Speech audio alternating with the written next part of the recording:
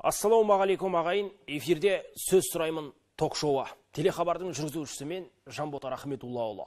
Өздеріңізге мәлім, жуырда Қазақстан Республикасының президенті Қасым-Жомарт Тоқаев жаңа Қазақстан жаңару мен жаңғыру атты жолдауын жариялаған болатын. Бүгін біз саяси реформалар мен жаңашылдықтың тың тетіктері турасында талдаймыз, саңғырдан салмақтаймыз. Ендеше студия меймандарымен таныстырып өтейін. Тұңғышбай Мұханов ұлт руханиятының жанашыры, қоғам белсендісі. Ермек Абилдин Қарағанды облыстық мәслихатының депутаты. Есжан Әміров Қарағанды қалалық мәслихатының депутаты. Серікжан Берікбайұлы Қазақстан Республикасы президенті жанындағы мемлекеттік басқару академиясы Қарағанды облысы бойынша филиалының директоры. Елдос Тәңірбергенұлы Евней Бөкетов атындағы Қарағанды университетінің саясаттану кафедрасының меңгерушісі, сарапшы, белгілі саясаттанушы. Өкілді билік тармағын қайта құру. Біз президенттің өкілеттігін біртіндеп қысқарта отырып, парламенттің рөлін айтарлықтай арттыруымыз керек. Сол арқылы мемлекетіміздің институционалдық тұғырын нығайтамыз. Шын мәнінде елімізде өкілді билік тармағы мықты болуы қажет. Сан саланы қамтыған стратегиялық жоспар болашаққа айқын бағдар. Осы саяси құжаттың басты бағыттарының бірі ол өкілді билік тармағын құру. Тұңғышбай аға, осы бастаманы жүзеге асыру үшін біз мемлекетіміздің институционалдық тұғырын қалай нығайтамыз? Президентіміз саяси жаңғыру деп атаған бұл жолдауының ең бастысы осы уақытқа дейінгі елімізде саяси жүйеде қолданып келген ережелердің, заңдардың қазіргі болашақта бұдан әрі қарай күшінің келмейтіндігін, олардың ескіргендігін, сондықтан да азаматтық қоғамды демократияландыру үшін жаңадан билік тармағын қайта құруды ұсынды. Бұл саланы президентіміз ең бірінші өзінің президенттік құзыретін, өкілеттілігін ықшамдап, жергілікті өкілді билікке беру арқылы парламенттің рөлін көтеруді ұсынды. Сол сияқты президентіміз мәслихаттардың рөлін көтеруге ерекше мән берді. Бұрын мәслихатты хатшы жұмысын ұйымдастырып келетінді. Енді тікелей төраға атқарады. Мұның да үлкен жетістігі бар деп есептейміз. Өйткені мәслихаттың сессиясын мәслихаттың аппараты дайындап береді. Төрағаның міндеті сессияға дайындап берген қағазды оқып шығып, протоколға қол қою ғана. Ал мәслихаттың міндеті бүкіл сессияға қажетті материал дайындау. Егер сессияның барысында бір қателік болатын болса, төраға мен дайындаған жоқпын, мәслихат дайындаған дейді аппараты. Ал мәслихат дейді, жоқ, төраға қолдаған, төраға жауап береді дейді. Міне, бұл бейтараптықты жою үстінде төрағалықты сайлауды ұсынды. Және мәслихаттың бұрын қарауына облыс әкімдерін мақұлдауды ғана, келісімін ғана сұрайтынды. Енді бір адамның ғана. Бір адамның келісімі үшін мәслихаттың депутаттары түгел 100%-тен президенттің ұсынысын қолдап дауыс береді. Еріксізден дауыс береді. Енді депутаттарға еркіндік дейді. Екі кандидатура ұсынылады. Депутаттар өзінің қалаған кандидатын ұсынады. Қалаған кандидатына дауыс береді. Ол екі кандидатураны қайсысына дауыс берсе де, президенттің ұсынған кандидатурасына қарсылық емес, қолдаған болып шығады. Бұл бір жағынан депутаттарға еркіндік береді. Екінші жағынан осы уақытқа дейінгі депутаттардың өзінің қаламаған адамына мәжбүрлі түрде дауыс беріп келген тәуелділіктен құтқаратын болады. Бұл жерде тек қана жауапкершілік емес, бұл жерде билік тек қана бір партияға жұмыс істеу керек. Оны президенттің өзі айтып өтті. Негізінде ол халыққа жұмыс істеу керек. Сондықтан ол тағайындалмау керек, ол сайлау арқылы өз орнына бекітілу керек. То есть оған халық дауыс беру керек. Немесе депутаттар арқылы, немесе халық өзі тікелей дауыс беру керек. Сол кезде оның жауапкершілігі де сол жерде пайда болады. Және де ол ертең сол халықтың арқасында отырған өз сөзінде сезінеді. Ермек аға, бүгінгі билік адалдықтың ақ туын құлатпаған кредаларға сай келеді деп айта аламыз ба? Әзірге жоқ. Әзірге айта алмаймыз. Былай қарасаңыз, негізінде көптеген мәселелерді біз көтереміз. Депутат ретінде, мысалы, бір жылдан асты, мысалы, депутат болып біз сатқарып жатырық көптеген. Өкінішке орай біздің көптеген ұсыныстарымыздың депутат ретінің өзінде құлақ қаспайды.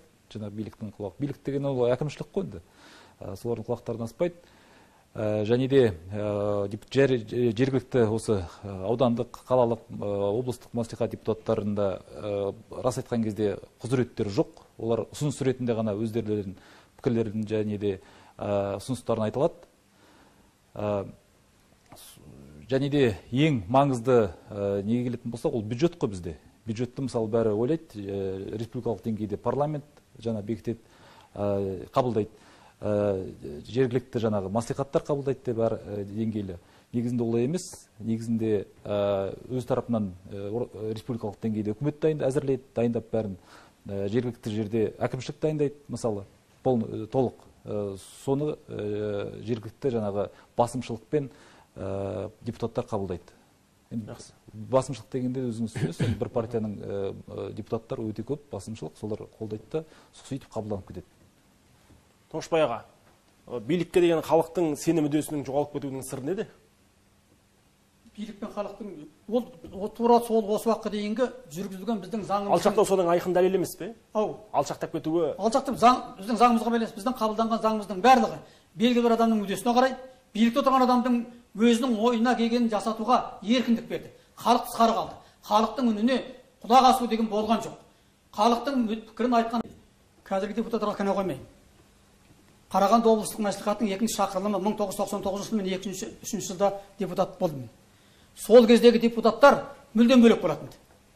Бойко, Баршашвили, Кареновтар. Сессияда депутаттар екі жік болып отыратын, екі қатар. Сессияда өмірінде шешім 100% қабылданбайды. 100% деген жоқ. Өйткені неге? Анау адамдар шын мәнінде халықтың идеясын, халықтың пікірін жеткізетін. Қасымбек Медиев адамдарға қалай сөйлесін дегенді айтпайды. Бірақ сессияға материалды қалай дайындау керек екендігін комиссияны жеке-жеке шақырып алып, бақай шағына дейін шешіп, сызып беретін. Сондай болу керек жұмыс істеу керек. Сонда комиссияның жасаған жұмыс пәрменді болады. Біз бір жағын жақсылық жағын емес, кемшілік жағын ескеріп отыруымыз керек. Жұмысшы топтар дедік қой. Мысалы, мен өзім депутат емес кезде, мысалы, қазір мәжілісте де қарайсыз ғой, дауыс беру керек дейді, дауыс береді. Сосын ойлайсың, бұлар сонда тек қана дауыс беріп қана отыра ма деп. Қол көтеріп. Мысалы, сессияда дауыс бересің, берілген неге күн тәртібінде дауыс бересің. Ол кезде бақ өкілдері келіп тұрады, мысалы, телевидение келіп тұрады, журналистер отырады. Жұмысшы тобында олардың ешқайсысы жоқ қой. Сол жұмысшы тобында түгел мәселе қаралады. Шақыртылмайды ғой. Шақырмайды. Жоқ, сонда шақыру керек. Негізі, сонда ел көреді, анау жұмысшы топ қалай жұмыс істеп жатыр. Ол жауапты адамдардың бәрін қарама-қарсы отырып осылай. Неге мынау мәселеге ел риза емес? Мына жерде неге шағым бар? Мынау неге шешілмей жатыр? Бәрін түгел сол жерден тапсырма беріп, оған қаланың әкімі де араласады, орынбасарлары да араласады. Сосын бәрін шешкеннен кейін, сосын барып сессияға алып келгенде, как будто біз қуыршақ сияқты қолға отырып отқан сияқты. Бірақ ол жұмысшы комиссиясы, ол тек қана бір комиссия емес, кейде сол мәселесінің шешілуіне байланысты қаржылық ма, онда экономиканы соны не қылып отқан жұмысшы комиссия, олар да қосылады. Өрге тек қана бақ өкілдері емес, өрге қоғам белсенділері шақыру керек. Қызықтанушы жаңағы қоғам қайраткерлер бар, сарапшылар, соларды шақыру керек мысалы. Өрді талқылау, ашық талқылау болу керек. Өкінішке орай көбінесе маслихаттардың жаңағы жұмыс тобы, комиссия отырыстары мысалы жабық түрде өтеді да, өкінішке орай.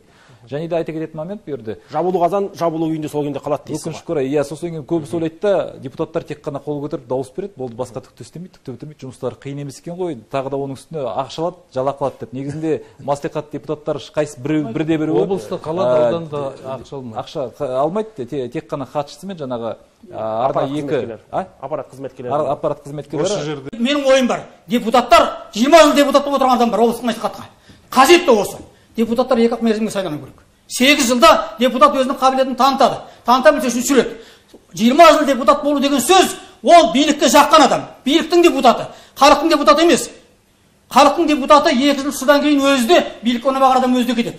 Осы жолдаудың негізгі маңыздылығы сонда әрбір азамат өзінің позициясын нақты білдірсе деген. Содан кейін мынау көптеген мынау эмоциялық шешімдер емес, қазір мынау биліктің қазіргі жергілікті атқарушы органдардың проблемасы неде? Негізгі проблема кімнің тағайындалуы емес, негізгі проблема шешім қабылдау проблемасы. Яғни көп жағдайда уақытылы қабылданбайтын шешімдердің негізі неде? Бұл жерде бюрократия. Президент ол туралы айтты, дебюрократизация, бюрократияны азайту. А бюрократияны азайтудың ең тиімді жолы осы жергілікті өзін басқаруға үлкен мүмкіншілік беру. Екінші, жаңағы қазіргі заманауи технологиялардың біреуі құралы басқарудың. Бұл жобалық басқару жүйесін енгізу арқылы кез келген жаңағы мына жерде айтып отыр ғой, Астанадағы ЛРТ. Егер сол жобалық басқару болатын болса, негізгі мүдделі тараптардың пікірі ескерілетін болса, бұндай жобалар өтпеуші еді. Пікірталас алаңы болған соң әркім өзінің пікірін қорғауға мүмкіндігі бар деп ойлаймын. Мемлекеттің негізі халық қой. Халық болмаса мемлекет жоқ. Сондықтан менің ойым, халық пен мемлекет ол бір тұтас. Ал енді халық пен биліктің арасында аражық бар деп айтсақ, оған мен келісем. Аражық болды. Біздің қазіргі осы жерде отырғанымыз сол екі аражықты жақындату, екеуін бір арнаға тоғыстырып, жалпы бәріміздің ортақ игілігімізге жұмыс істеуге бағыттау деп өзім ойлаймын. Студия меймандары бүгін алтын уақыттарыңызды бөліп, жолдауға байланысты ордалы ой қосқандарыңызға үлкен рахмет. Жолдау жаңашылдықтың қарышты қадама, кемел келешектің кілті һәм айқын бағдары. Сондықтан жолдауды жүзеге асыру жолында әрбір қазақстандық жұдырықтай жұмылып атсалысу қажет дейді менің ішкі бас редакторым һәм түймедей ойым. Барша әулетке бақ дәулет ағайын.